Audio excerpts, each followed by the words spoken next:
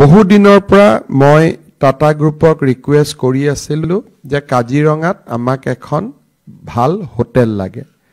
পৰ্যটন উদ্যোগ তেতিয়া সফল হ'ব যেতিয়া মানুহে অসমত আহি টকা খৰচ কৰিব।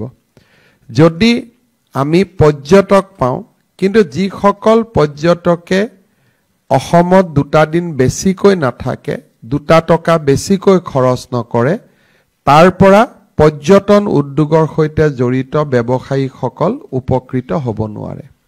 আজি কাজিৰঙাত 5 তাৰকাযুক্ত হোটেল এখনৰ অভাৱৰ বাবে মানুহে এটা দিনত ৰাতিপুৱা কাজিৰঙাত গৈছে, গধূলি উভতি আহিছে, নতুবা পিছদিনাখনে উভতি আহিছে।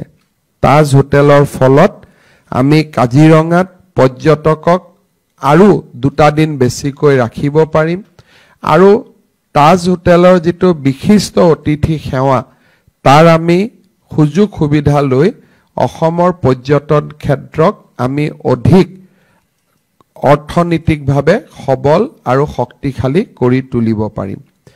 প্ৰধানমন্ত্ৰী নৰেন্দ্ৰ মোদী ডাঙৰীয়া কাজিৰঙাত থাকি যোৱাৰ পিছত যোৱা বছৰ আমি কাজিৰঙাত ৰেকৰ্ড টুৰিজিম ফুটফল আমি দেখা পাইছিলোঁ আৰু এইবাৰো মই আশা কৰোঁ যে তাজৰ যিটো ইনিচিয়েটিভ সি আমাক পৰ্যটনক আগুৱাই লৈ যোৱাত আৰু বহুত সহায় কৰিব।